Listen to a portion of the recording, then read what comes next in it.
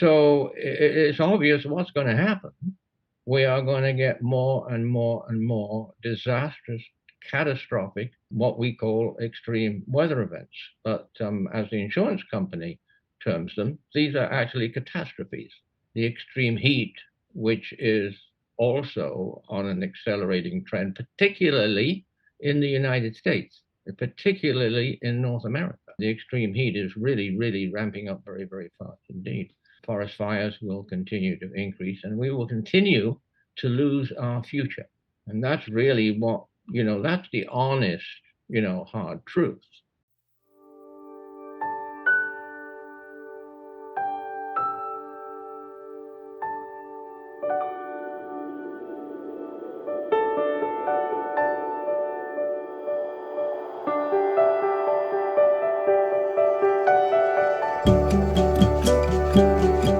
Hello, and welcome to another edition. I think it's our 271st and counting of the Climate Emergency Forum.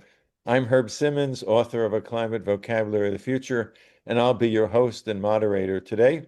And as always, our regular panelists, Dr. Peter Carter and Paul Beckwith, are joining us. Welcome, Peter and Paul. Peter, as you know, is a retired medical doctor from British Columbia who created and manages the Climate Emergency Institute.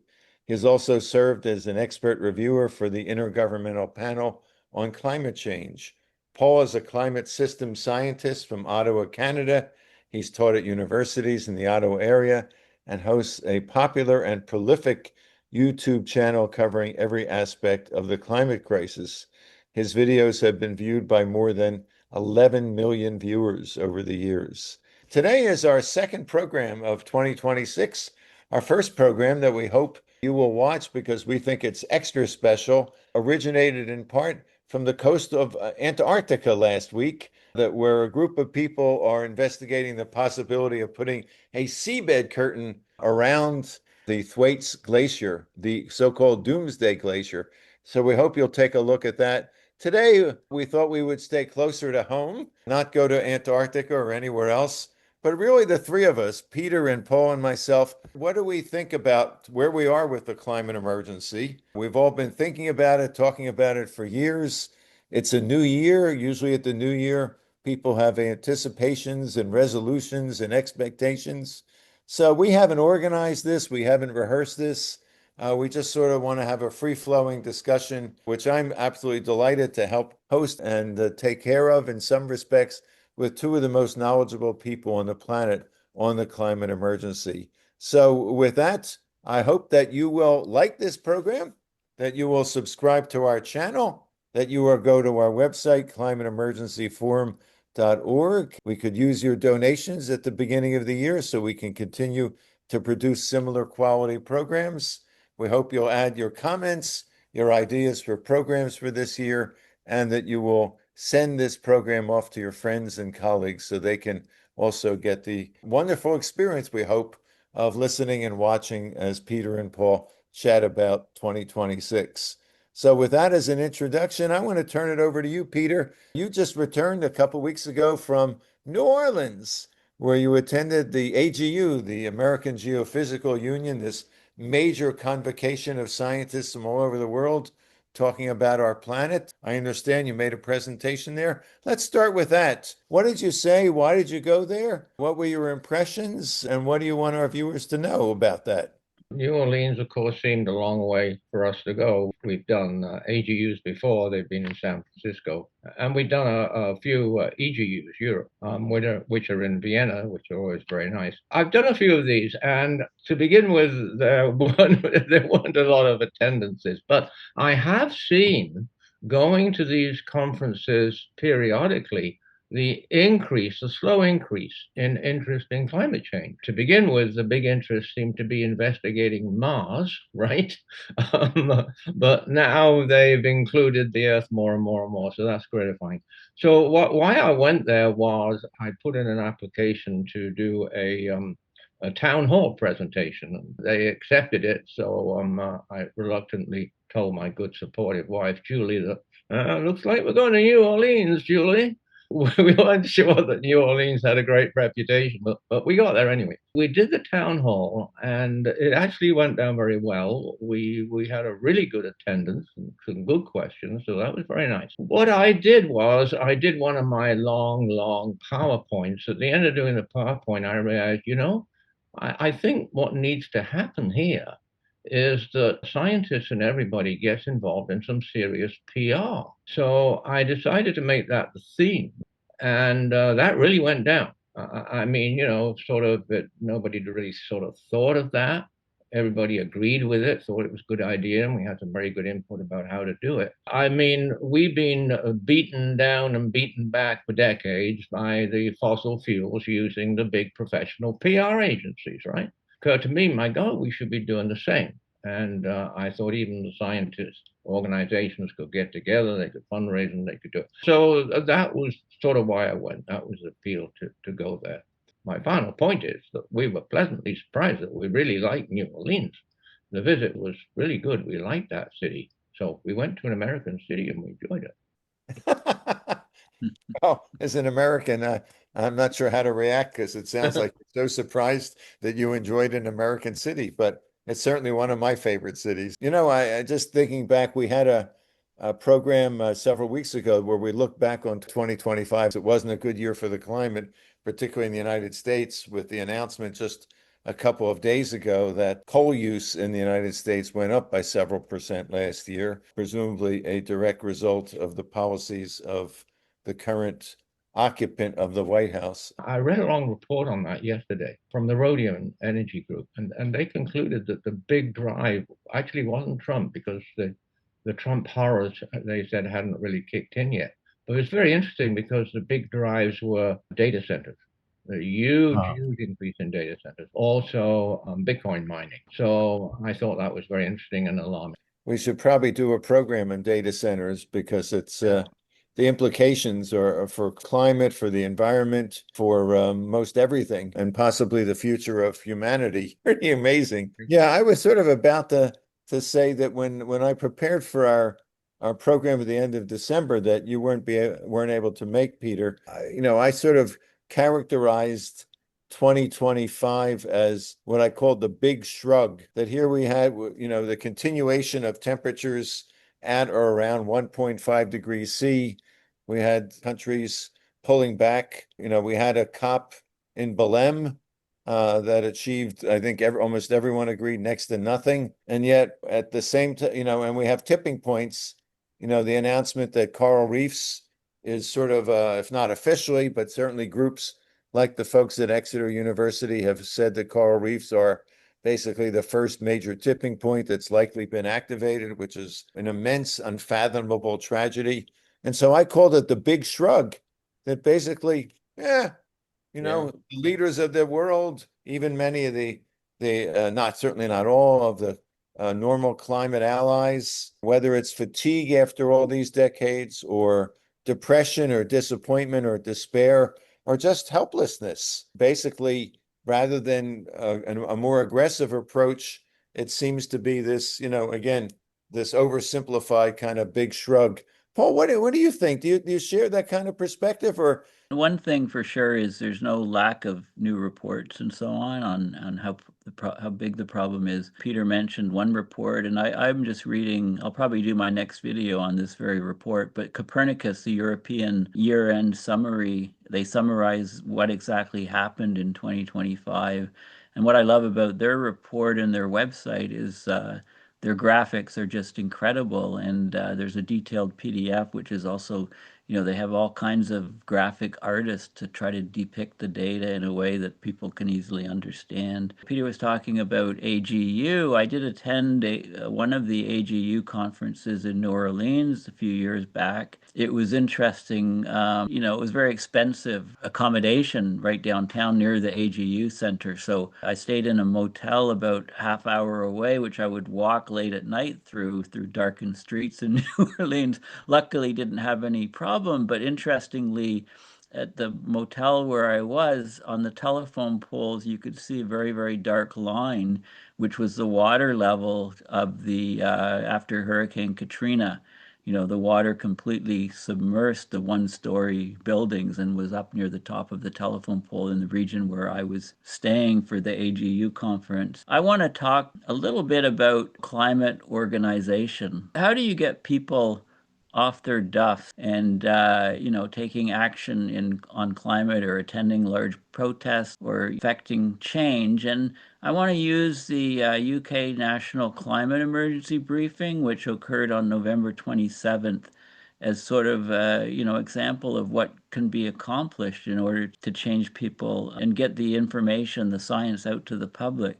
So in this event, it was organized mostly by two brothers, Nick Oldridge and Simon Oldridge, who had background with something called Nature Save, a green insurance company, and other businesses. They did a lot of interesting work. I mean, basically the event on November 27th involved a dozen or so leading UK experts. So the different categories, they had a different speaker on the national why it's an emergency, on nature, on climate, on energy transitions to renewables, on another person on weather extremes, food security, health, tipping points, economics, and national security. All these different topics were covered by an expert. And the audience was something like 1,200 people, many politicians from all parties, leaders from business, culture, faith groups, sport, and media. So it was a big deal. It was a big event. The purpose was to report the latest evidence on climate change, to make clear what was at stake, and this was for UK, how was British life being affected in this multi-pronged emergency, and outline specific solutions or at least ideas to try to mitigate it. So it was an incredible logistical planning event, and I think there's going to be a documentary on it. And in the description, there'll be links to to videos from these different people. There's a group called Climate Science Breakthrough that's involved, which is interesting because they have put out a series of videos called Climate Science Translated, Comedians versus Professors. So they'd have professors talking about some of the science of climate change and specific things that were happening, and they'd have comedians debating with them. And the comedians, of course, they would, it adds an interesting view because, how do you engage an audience? How do you get people to listen? If you throw a little bit of humor in, people can tend to remember more and so on. So, there's lots of issues like, there's lots of questions, I guess, that result. How could we organize such an event, say in Canada or in the US, for example? And what sort of effect can we have? Like, can we actually get politicians to take notice and so on. So these are some of the issues that I've been thinking about based on what's happened. And Nick Breeze did a wonderful video interviewing one of the key organizers for this event. So it's sort of a question of how to engage the public and get more information to them on our crises that are occurring. First of all, we hope to have Nick Oldridge come on one of our programs to speak about his efforts and the follow-up as you've articulated, Paul. But let me gently push back on what you've said. I'm sure we're all familiar with the idea that providing more information to people is known in the academic literature as the information deficit model. That basically the assumption is people don't know, they have a deficit in information about climate, which everyone has until they first learn about it. And if we can fill that deficit so that it doesn't exist, then action will follow. There are many climate communicators and academics who have pushed back against that, saying that the research shows that giving people more information does not, by and large, lead to action. In fact, in some cases, it leads to less action. And obviously, the literature is very large and contested and so forth. But that was and would be one of the questions I would ask Nick Oldridge is, what's your theory of change? Because there's no shortage of information. Is there something unique about this? I think you could argue that it was, and that the intent was to reach the decision makers. I mean, they didn't invite the general public to this. They invited the members of parliament and, the elites in the UK society who could make differences in their companies and their organizations and so forth. Yeah, I mean, that's absolutely right. Trying to change the masses so that politicians listen is what we thought would be the way to go. But it turns out that if you get one person running the country, then information doesn't really matter. You know, if you get lobbyists and fossil fuel people and industry pushing in, and you get one country providing funding, huge, massive amounts of money, and you get one person in charge of the US, then you can see what happens. So imagine if somebody like James Hansen was president of the US. Like, imagine what policies he could do, right? What policies he could push through. You don't need people understanding anything, right? The general public. You have one person who knows what's going on climate and could change the world, right? I mean, this is so we're it's not rolling the dice. I mean, how would Hansen ever get elected to such a position? Even if he wanted to, right? He doesn't have the backing of the huge corporations, the money, which is obviously in fossil fuel companies. So it's just the way our society is working. So if that doesn't work, what are our other options? What can we do? I guess that's the question, right? Exactly, Just throw up our exactly. hands and go on holiday, or no. I mean, we have some moral fiber. We understand what's happening, and so we're going to keep trying to make change and not having any expectation of any results, I guess. We have a kind of small N of three kind of natural experiment going on right now. Again, it's certainly imperfect here in North America, where we have the leader of Canada, who is a recognized climate finance expert who's been immersed in the climate world for decades as literally not just a national leader, but a world leader. And just below the United States, the literal president of Mexico is a climate scientist. And in the middle, we don't even need to characterize the person in the middle. But in other words, so here we have this situation, and in a couple of years, can we look to see what progress Canada and Mexico have made as compared to the United States? Because that clearly is an example of leaders coming from very different perspectives, but very unique perspectives in terms of, in one case, die hard, burn down, burn baby burn, and burn down every windmill and solar panel within a million miles. Anyway, it's just interesting. Peter, you want to comment on this? In response to Paul's point, which is very interesting, what I can remember is going way, way back. The leading scientists have said that the one thing we must not do on communicating climate change would give any scary stories, things that might scare people, because they said that the psychologists and social scientists have said that that's the worst thing to do. People would just sort of go into paralytic despair. I tried to challenge that, but I didn't have much success. I mean, I've been a family and emergency doctor all my life, so I know that that's absolute nonsense. When people are faced with overwhelming traumatic issues, they do not fold. They rise to the occasion, and that's what human beings are like. I'm, of course, very interested in climate change communication. That's sort of what I try to do. It's still very poor. The way that the science is communicated is still really, really poor. And I can give the example of today, we had the WMO, the World Meteorological Organization, give the official 2025 global temperature increase, which of course we all wait for with bated breath. And they said that it was 1.44 degrees C. They also mentioned that there were two centers that had higher. And I'm sure, as Paul mentioned, Copernicus, I'm sure they were 1.47 for Copernicus. Okay, there you go. So it's a little bit confusing, of course, for the public that we have this range of global temperature increases. And I guess WMO is trying to address that. But that's all they do. They give the global average temperature increase. That's not the metric that the public could possibly understand. And what they could understand, which the scientists have never given, is what is the temperature in the summertime, right? When we get all the heat waves and the fires and the droughts, that's what we need to know.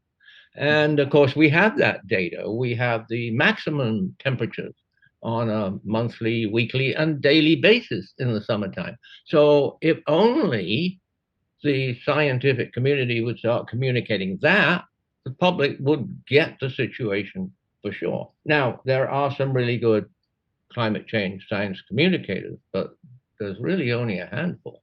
I mean, there's James Hansen, right? He's still putting out his excellent newsletters. I mean, he's just a great hero. I should mention that the WMO confirmed again that James Hansen is right, that we are into a short term acceleration of global temperature increase. Global warming, as James Hansen said some time ago, a few years ago, is actually accelerating. And the WMO confirmed that despite that last year was a little bit lower than the year before, that trend is continuing. So that was important to us for sure. So James Hansen, of course, Tim Lenton, who was I got to see was the key speaker at the UK, very successful event. Yeah, he's been great for many years. Stefan Ramsdorff is another one who started putting himself out there. The scientists don't use social media. Stefan has started to use social media, so I really, really appreciate that. Yeah, things are getting rapidly worse, of course. The main reason, of course, as the WMO says, is that every year our emissions go up. Our emissions have been put up, increased year by year by year. And on top of that, we have the problem with a loss of cooling.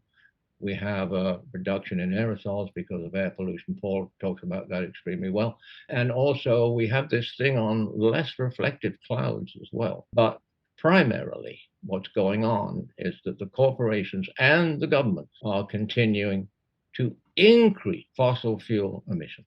You know, there's a lot of controversy, not surprisingly, in the climate communication field, a lot of different viewpoints. But in my own research and chatting with some climate communicators, it seems that there seems to be fairly high consensus on a three-part sort of set of guidelines that most subscribe to. And doesn't apply just to climate communication, but to most communication. And these sort of messages or these approaches are not consistent with how, shall I say, the left progressive people tend to think and act. And let me tell you what they are. Number one is a very, very simple message. Okay, not complicated, not dealing with nuances and maybes and possiblies. This is how the right wing communicates very successfully. Number two, repeat, repeat, repeat, and repeat some more. Now, people who on the progressive side and on the left side, however terms you want to use, generally, I'll speak for myself, we get bored with repeating the same thing. You know, we want variety, we want nuance. We don't want the same 6 words to say a million times. It gets boring. Yet the research shows that's what you need to have messages sink in. So it needs to be simple. It needs to be repetitive over and over and over again. And perhaps, I don't know if it's more important than the other two, but it's at least as important. It needs to be delivered by people you trust and institutions you trust. So some random scientist on Twitter or somewhere else, no matter what their credentials are, for the average person, they have no reason to necessarily trust them, except to the degree to which they trust the scientific community, which we know has declined significantly over the years for, unfortunate reasons. So, it's sort of your neighborhood high school football coach or your pastor, or someone like that, or your doctor, as you would probably know, Peter. I'm sure your patients trusted you overwhelmingly, or they wouldn't go back. And so what you said basically had an enormous influence on what they thought and what they did. And so those are the three sort of ingredients, generic ingredients, that I think are useful to evaluate any climate message or any climate campaign. Let me turn it back to you, Paul. Peter mentioned some great climate communicators. I would also mention Catherine Hayhoe is a person, and our friend from COPS, Nick Breeze, has a very good channel and talks about lots of different issues on climate.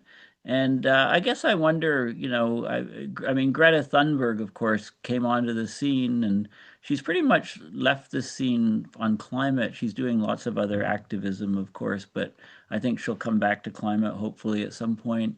Peter mentioned the WMO report, and I mentioned the Copernicus report, and they're using professional graphics artists to try to depict data in a very interactive, sort of intuitive way for people to understand. I'd like to mention also, beginning of the year, there's often lots of updates on what happened the previous year. Last year, about this time, a global methane review paper, 86 odd pages came out about the global methane budget. And so I expect to see one of those fairly soon. So, in terms of ocean heating, that paper just came out, multiple authors talking about the record increases in global ocean temperatures in the last few years, and how because of the La Niña in the Pacific, it dropped off a little bit in 2025, but it's still in the top three. And of course, the ocean temperature, not just on the surface, but through the water column, is very important because it takes tremendous amounts of energy to heat the ocean, and it doesn't experience the same fluctuations that the atmospheric temperatures would have, with the air having much lower heat capacity. So it's very important, what's going on in the oceans, and some ridiculous amount of heating, 23 zettajoules or something. A zettajoule is 10 to the 21st joules. The global electricity production is about a tenth of a zettajoule. So when the oceans heat 23, you can get an idea of how massive that is. There's also an excellent review on methane seeps from around the world, how methane is seeping up from the continental shelves and the ocean floors, not just from biological breakdown of organic material that's settled into the ocean sediments, but also geological, coming up through fissures and cracks. And, a reminder that some of these deep sea ocean vents are probably where life originated on the planet, and there's a lot of creatures down there that rely on something called chemosynthesis, where they get their energy for life from chemical reactions and methane breakdown, as opposed from photosynthesis, which of course is what everybody knows at the surface of our planet. So there's lots of reports, lots of stuff coming out. I've noticed in the last little while that there's a lot more reports by Chinese scholars, Chinese scientists, and they're kind of filling some of the void that US scientists that have lost their jobs and are struggling right now, not able to do as much research. Some are continuing privately, but we're talking about an awful lot of climate scientists from different organizations that are suddenly without jobs and income in the US. So how do they publish papers? Well, the journals are still there, so they're accepting far more papers from non-US countries to try to carry the ball forward. And in fact, there's some groups are trying to keep data sets in the US going by providing private or independent funding for this research, because there's a lot of data sets that are very important, but they're over time, right? We need to collect data every year and update and compare. And if we have gaps where years where nothing is collected, then this is very problematic. So there's a lot of things are going on. I really like the initiatives of, involving comedians and climate and scientists, and there's other initiatives as well. But we have to keep up the fight anyway, one way or the other. I want to turn to, since we're again at the beginning of the year, whether either of you have any thoughts on what our viewers should be looking for as the year progresses in terms of policy, in terms of actual climate events, in terms of what temperatures will be, in terms of decisions made by countries like China and so forth. Give us some sense of what to look out for so that when we have our 2026 review at the end of December of this year, we can look back, and we're not going to hold you to this. This is a very informal conversation, but does anything come to mind, either of you? Well, the WMO and actually the UK Met Office have predicted short-term forecast of what 2027 is going to be. And it's going to be pretty well about the same as this year, and that's really, really bad. That's terrible because, as I say, our WMO also confirms that we're in this short-term acceleration. Now, this acceleration is not going to stop. It's going to continue unless there's some really, really powerful intervention. And the reason for that is that all of the drivers of global warming which are just as important as global warming, are record high, and they're increasing as fast as ever, some of them faster than ever. So I mentioned emissions. Atmospheric CO2 is accelerating. It's been continually accelerating. Its annual increase last year was the highest ever. And methane is continuing to increase. Paul mentioned methane, and there's definitely increased awareness that methane is very, very, very important. It's just as important that we stop emitting methane as we stop emitting CO2 in order to control global heating. Now, the Global Carbon Project last year, they did what they do their carbon budget, which is CO2, and which tells us that CO2 emissions have increased again, they're record high. Methane is aligning, is what they said, with the worst case scenario. Methane emissions and methane atmospheric concentrations are aligning with the worst case scenario. And with regards to emissions, the same thing applies to nitrous oxide, right?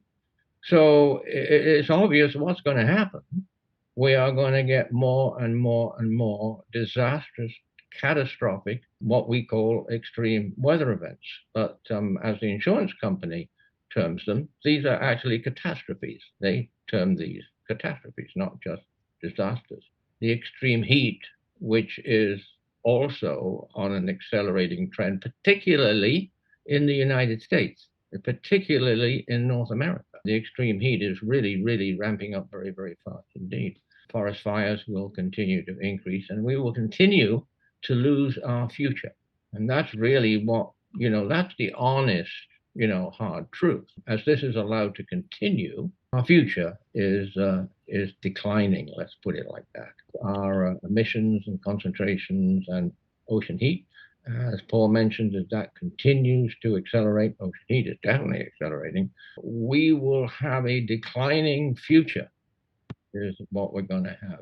Ocean heat, is really, as Paul said, is totally, totally important.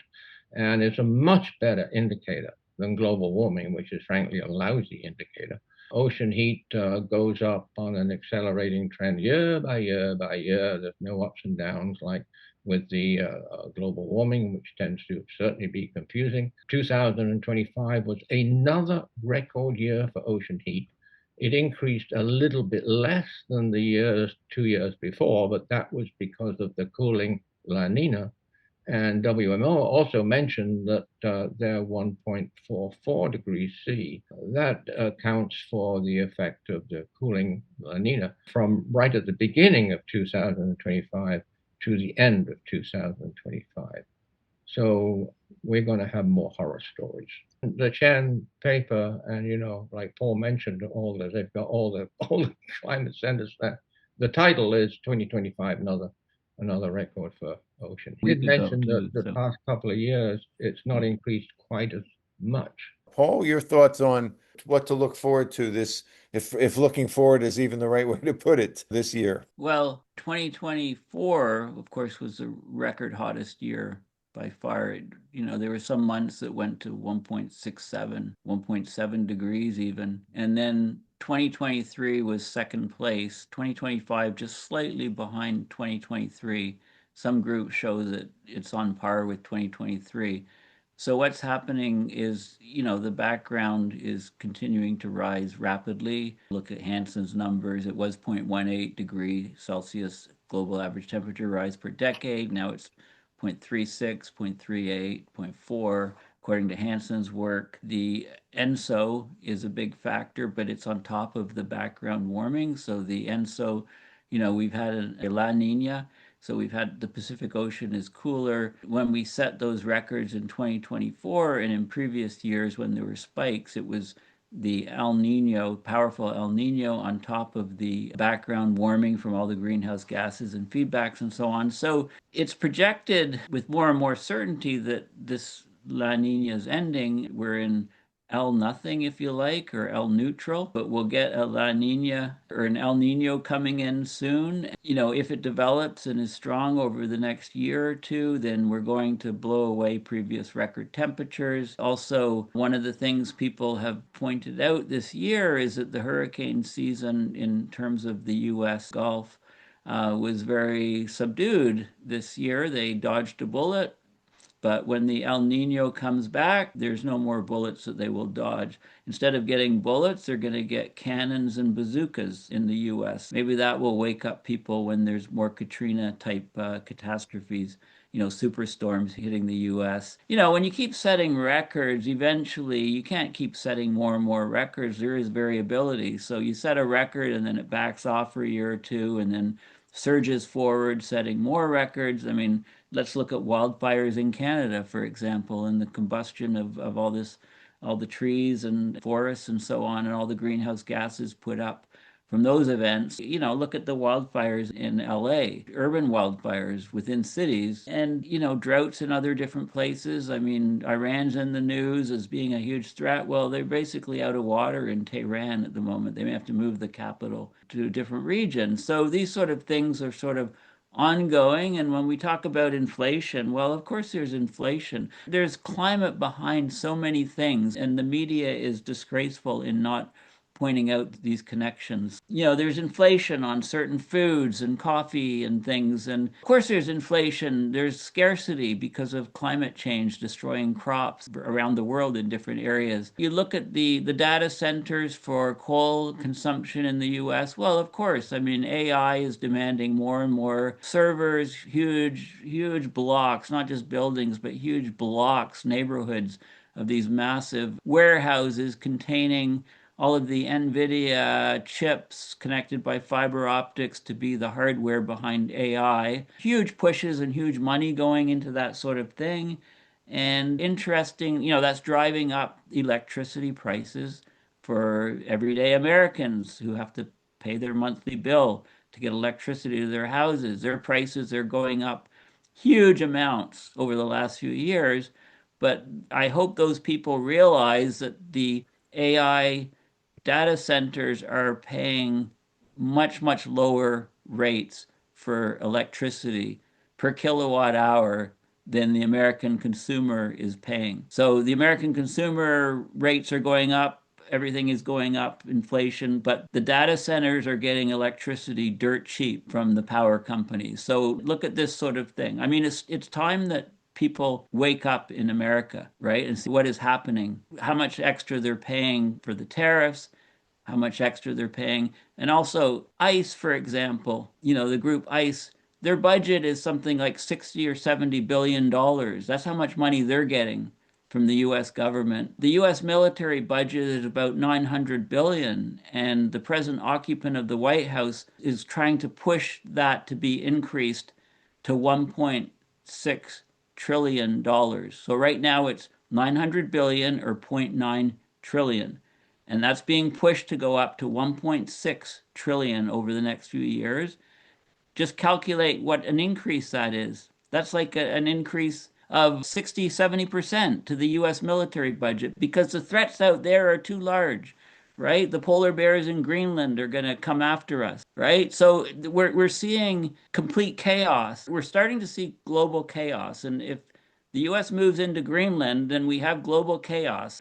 It's really hard to have a crystal ball in these things other than chaos is coming, uncertainty is coming.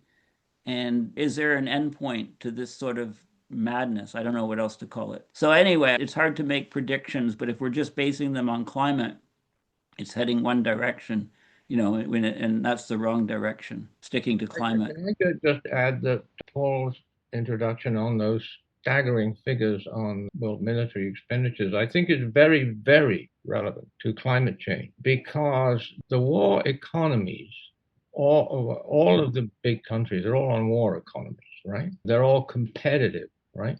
So they're all working to put out more and more manufactured stuff and more armament. So I believe quite strongly that that is a big driver of increasing greenhouse gas emissions. The situation with war and the expenditure that they're all doing. I mean, United States is double anybody else. So I think that's highly relevant. I should just finish by mentioning the ocean heat. We've confirmed that 2025 was a record for ocean heat content and a staggering number of a million trillion joules that represents that Paul mentioned and understands a lot better than I do, but it is absolutely staggering.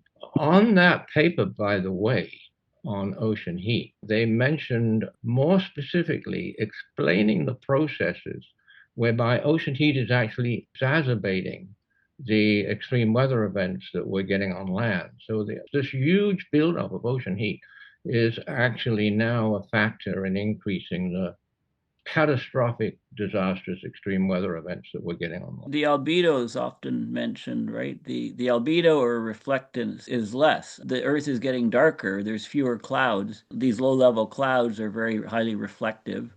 There's fewer of these clouds. The energy, the solar energy at the top of the atmosphere fluctuates slightly with solar cycles, etc., sunspots, but only like a very small percent or less, right? But the problem is that's the top of the atmosphere solar energy, the shortwave radiation. On the surface of the Earth, the shortwave radiation is greatly increasing, causing increased warming because there's fewer clouds, fewer aerosols over the oceans from shipping fuels, fewer aerosols over places like China and India, who've cleaned up their air because these small PM 2.5 particles are a huge health problem.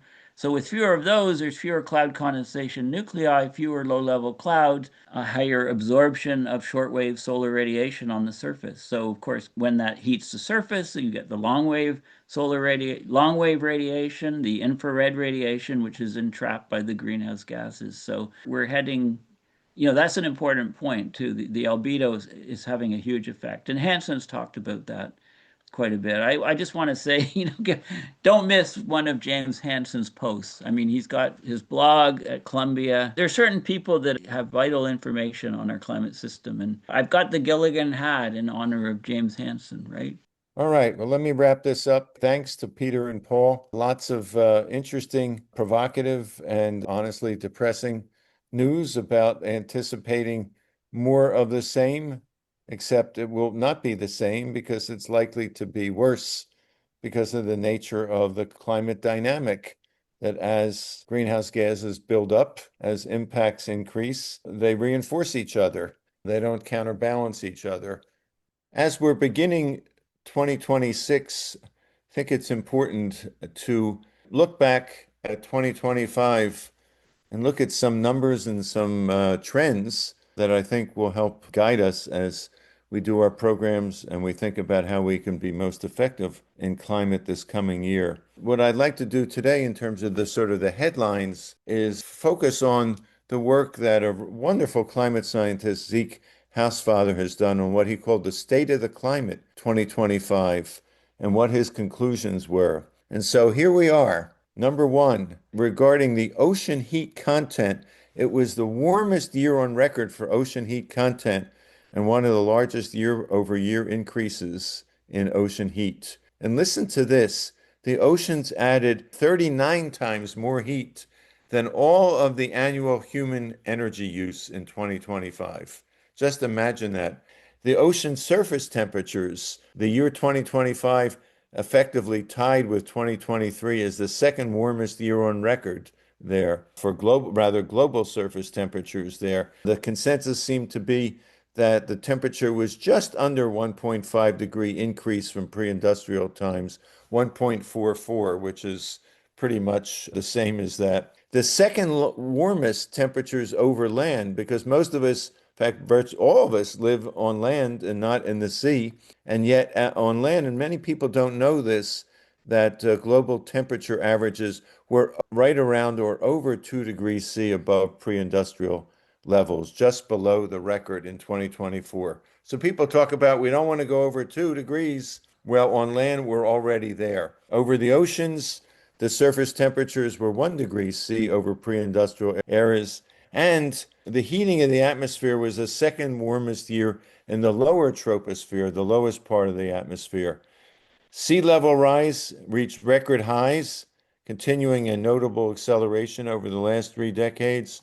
Along with that, and not surprisingly, shrinking glaciers and ice sheets, cumulative ice loss from the world's glaciers and from the Greenland ice sheet reached a new record high, contributing to sea level rise. Greenhouse gases, and of course it's the amount of greenhouse gas that's in the atmosphere that's kind of the control knob for what happens to us here on the planet. Concentrations of CO2, of methane, and of nitrous oxide, the three most important greenhouse gases, all reached, not only did they increase, but they reached record levels in 2025. So basically, what we're talking about is a catastrophe. And if we look ahead to this year that we're a couple weeks into now, this particular report predicts that global average surface temperatures are likely to be between the second and fourth warmest on the record, similar to 2023 and 2025 at around 1.4 degrees above pre-industrial level. They're just numbers, but if we try to translate them into things we can, sort of try to understand, the amount of heat that hits the Earth, 90% of which goes into the oceans, is equal to about, listen to this, 1 million Hiroshima atomic bombs every day, or about 12 bombs every second that I speak or that you listen. That's the amount of heat we are adding to the Earth. So if we think about what we can do individually, it's important, but it's only the tiniest amount of the cumulative amount that is completely changing our environment, our ecosystems, and our ability to function as a human species. That sort of gives you a kind of retrospective look back at 2025. We all need to be much more aggressive in much more important ways, politically, environmentally, and otherwise, so that 2026 doesn't turn out to be quite as bad as the predictions say. So with that, as always, I want to thank our guests today, thank our viewers, our over 20,000 subscribers. Please like this program, subscribe to our channel, leave us your comments and your questions. Go to our website, climateemergencyforum.org. We could use your donations. If you see that donate button, this helps produce the programs that we do, of which we're well over 270 programs so far. We have a very exciting network of programs we hope to present to you this year, and we look forward to your continued loyalty and participation. And with that, as always, we look forward to seeing you next week. Thank you so much.